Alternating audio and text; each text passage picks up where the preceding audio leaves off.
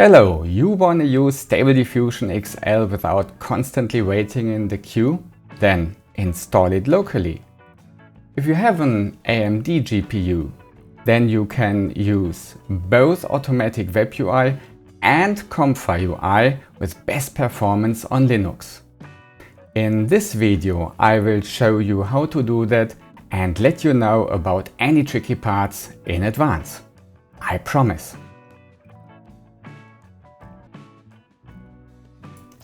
As you can see here, we have Ubuntu version 22.04 LTS.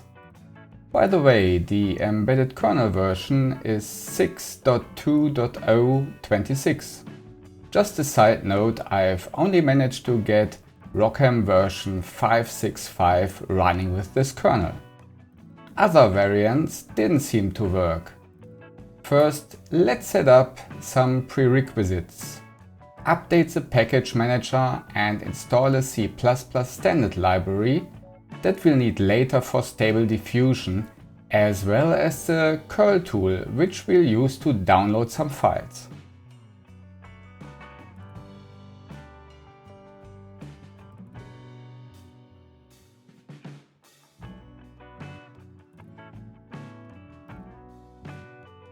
Now let's prepare the installation of AMD GPU install with ROCm version 5.6. AMD GPU install is simply a collection of scripts that encapsulate a few installation routines and make our lives easier overall. So feel free to use these scripts here, it's easier than manually installing all the necessary components.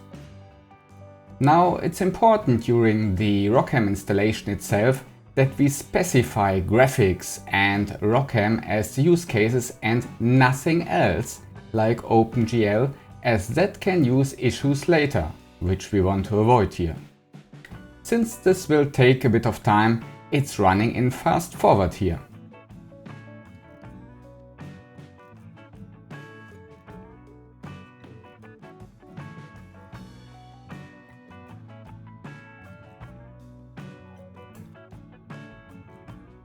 By the way, as you can see here, components compatible with our kernel 6.2.026 are being installed.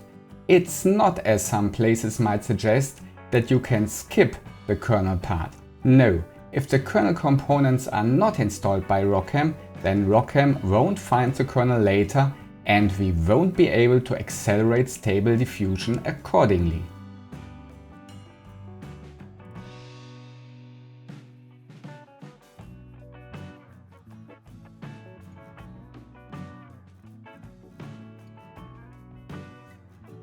What we haven't seen so far is this note about UEFI's secure boot. Well, I had already installed a screen capture program before, so it was sort of preemptively taken care of. You're probably seeing it for the first time now. If you have UEFI secure boot installed, then you need to roll a secret key there that's a simply prerequisite for being able to update the kernel driver. Enter a password and then confirm it again.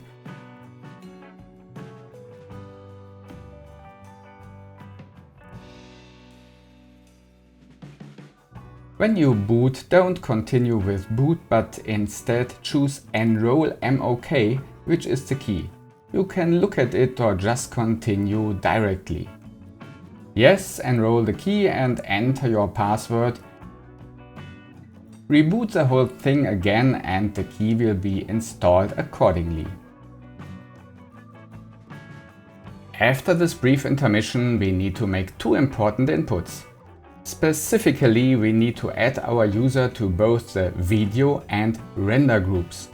If we don't do this, Torch won't be able to find the ROCm drivers later, and troubleshooting this can be really cumbersome. I've tried it myself.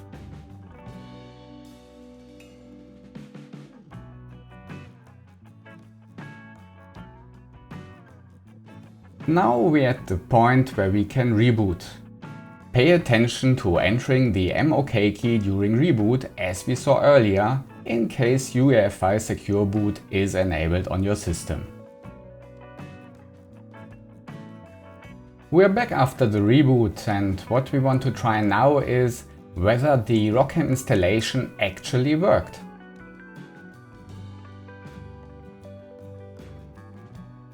And yes, we see the output GFX 1030, which indicates that it's working fine so far. Furthermore, there's the command ROCm SMI, which allows us to see GPU utilization, and we'll use that shortly again. Before that, let's install JIT. On the respective website there's a hint on how to easily install it using apt in the case of Ubuntu. Let's do that here as well.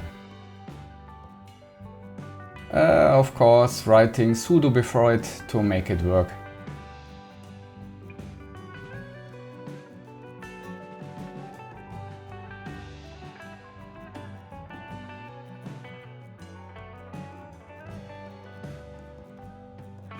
Next, we'll set up a virtual environment. I've chosen to use Miniconda. The download is straightforward. We select the Linux 64-bit version, download the SH file and move it to our home directory.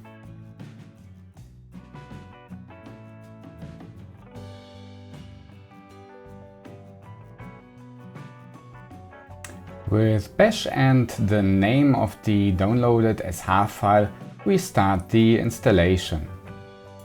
Accept the terms and typically answer yes to the following questions, clicking through until the installation is complete.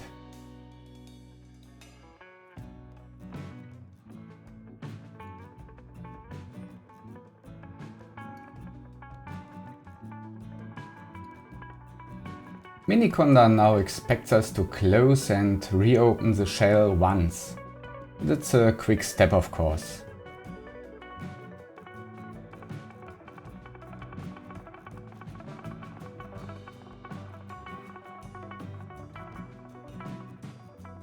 Next, let's create a virtual environment. Let's name it SD for Stable Diffusion, and it should include Python version 3.10.6. It seems that newer versions might not be compatible with Torch, so if you're experimenting, make sure to use at least version 3.10.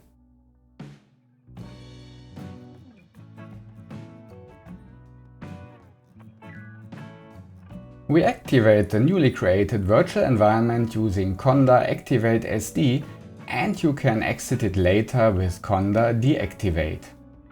After activation, you will see the SD at the beginning of the prompt. Now let's proceed with installing Automatic WebUI.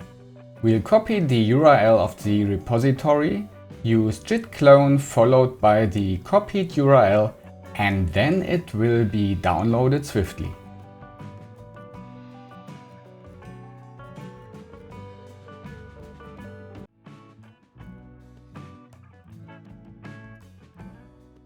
Next, we'll switch to the clone Stable Diffusion directory. Inside the directory there's a requirements.txt file, and we'll use pip3 to install the corresponding requirements. This process takes a bit of time, so I'll show it in fast forward.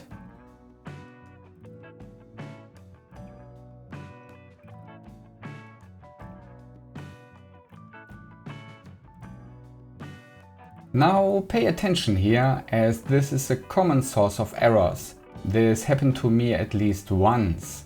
We need to uninstall Torch and Torch Vision because they were installed from the Torch website in a Torch specific version. However, what we need are the corresponding ROCm compatible versions of these components. So let's install the correct versions. This is an important step and takes a moment, so I'll show it in fast forward again.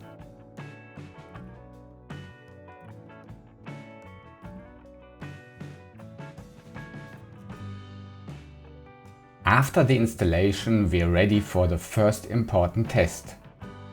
As we can see, Torch has been installed correctly.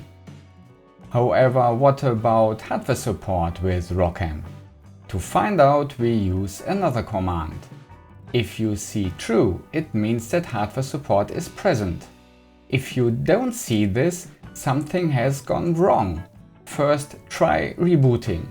If that doesn't work, consider starting over, as I haven't found a way to get it running without seeing true. No, that's not a joke. There's one more important prerequisite to fulfill. We need a launch file to start the process. You can download this file from the website I've linked below.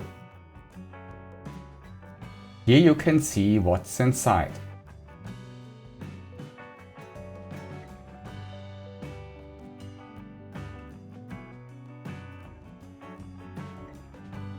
However, we'll need to make some adjustments, and for that we'll use the Nano text editor. In the file, HSI override GFX version should remain at 1100 if you have the latest AMD 7900 XDX or similar. Otherwise, if you have something like Radeon RX 6800, like I do, or something similar, change it to 1030.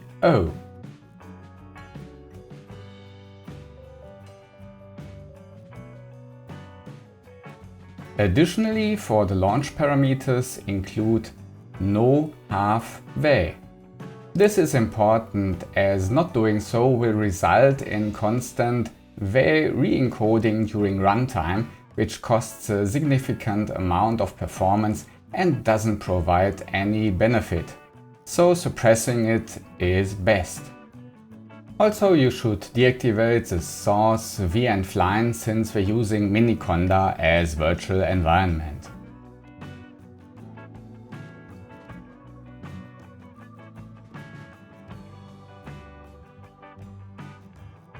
To save and exit the Nano editor, press Ctrl O and Ctrl X.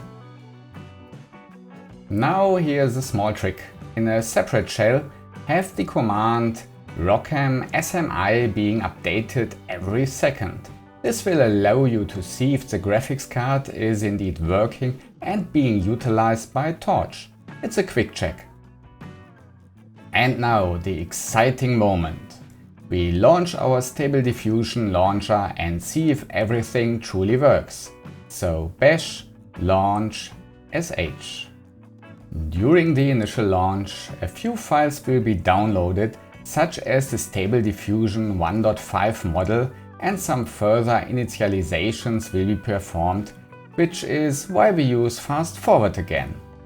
After the start has been finished, we are presented with a URL and port, which we can open to access the web interface of Automatic Stable Diffusion. Initially, the GPU won't be heavily utilized, as this is the initialization phase. The full utilization will occur during the corresponding iterations of Stable Diffusion.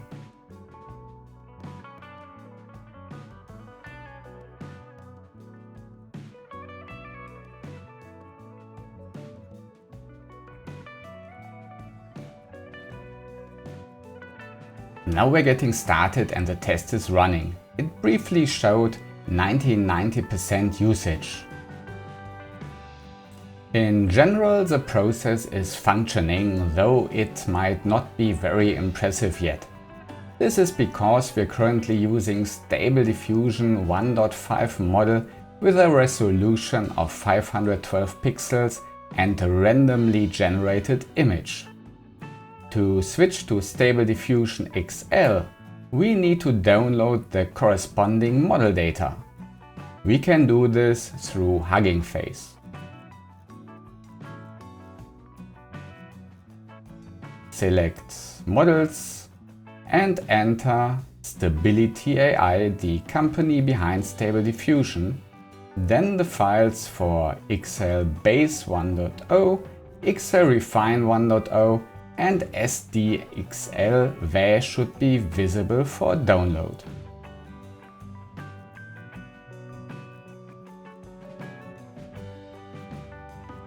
Since these files are quite large, I've already prepared and downloaded them. Now we need to distribute the files into the appropriate subdirectories. For WebUI it's models and WebUI.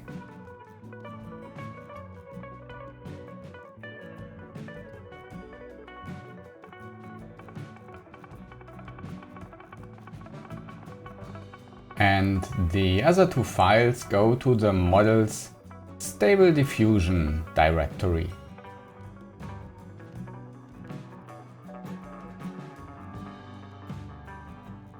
The copying process might take a while since these files are large. Again, I'll fast forward and we'll be done.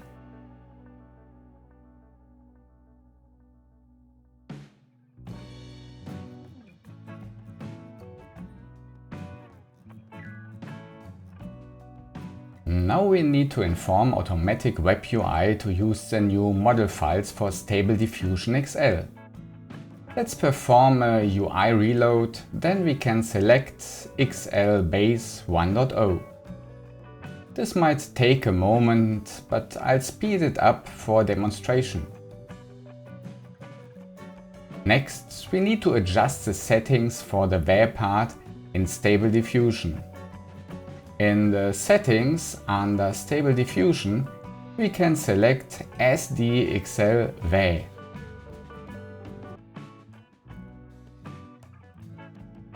Then press Apply. Now we have Stable Diffusion XL. I've prepared a prompt from an interesting website with a variety of engaging prompts. I've also linked it below for your reference.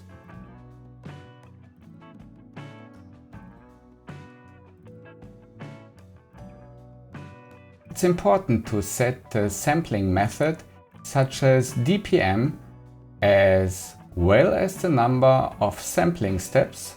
Typically I choose 30. Also make sure to set the width and height to 1024 as SDXL has been trained on these dimensions.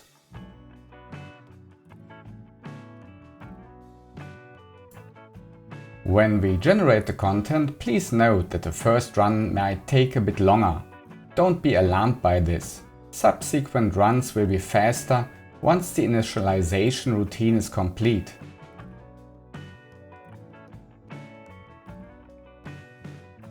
The process is underway and we can already see 99% GPU utilization, indicating that we are indeed running with ROCm and the graphics card. With my Radeon RX 6800, it usually takes around 1 second per iteration. While this might not sound very fast, it's notably faster than on Windows, which can be up to 8 times slower. This highlights the advantage of using Linux.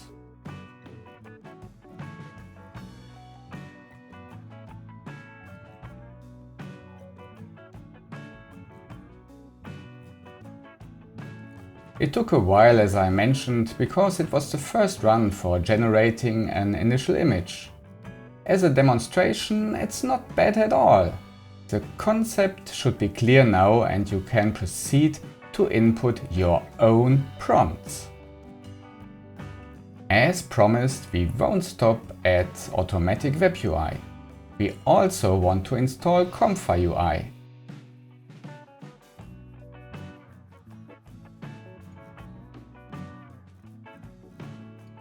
With the prerequisites we've set up, this process can be very quick. Let's copy the URL of the ComfyUI repository, clone it using git clone and swiftly have the repository on our machine.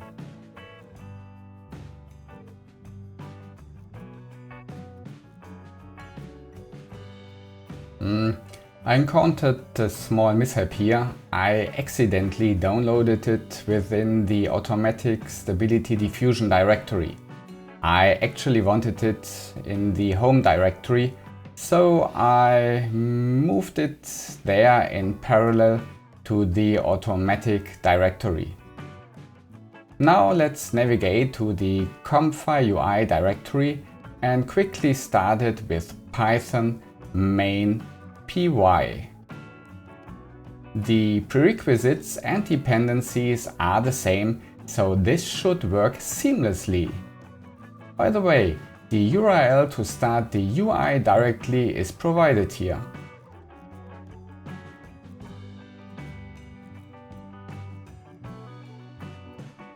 Before we take a look at the UI, let's ensure that we've already downloaded the model files and placed them in the correct subdirectories. Once again, under models we copy WE and we copy the base and refiner files, this time to the checkpoints subdirectory.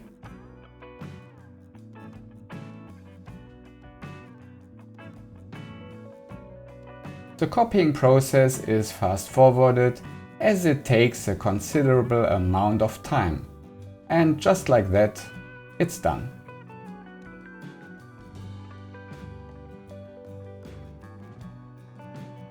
The initial workflow offered by ComfyUI isn't particularly suitable for Stable Diffusion XL.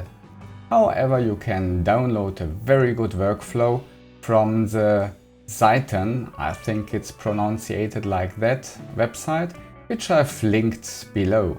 Simply download the current JSON file with the corresponding workflow.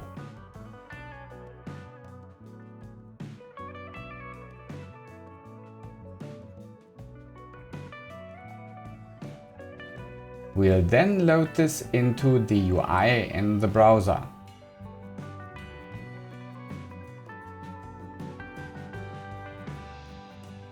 Don't be confused if the content doesn't appear immediately. You may need to zoom out once with your mouse wheel and generate an overview. The refiner and base models are already entered, and after reloading you can input the prompts, negative prompts and supporting terms. You can also customize these later. I've started the process and it will take a moment.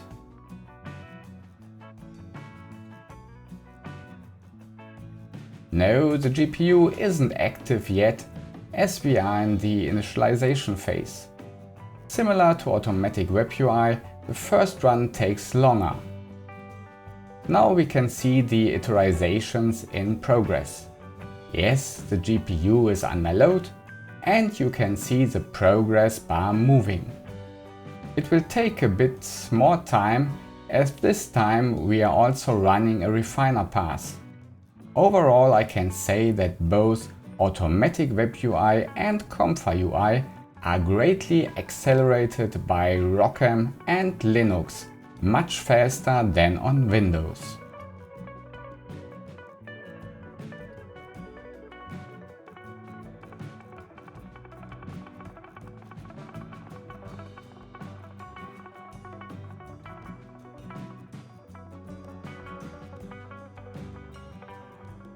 As I mentioned before, you can now enter your own prompts and you should quickly get the hang of it. If you want to achieve more, you will need to delve deeper into these workflows. In my opinion, both options are comparable in terms of speed. I do feel that ComfyUI is more stable and has better memory management, especially when generating batches of multiple images.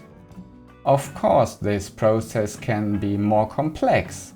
That's why I plan to further explore this area in the future.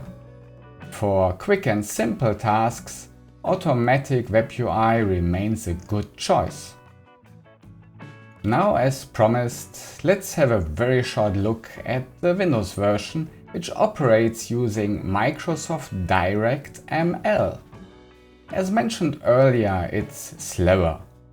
I've entered parameters similar to those of Automatic WebUI on Linux, and you can see that the speed isn't enjoyable at around 8 to 9 seconds per iteration.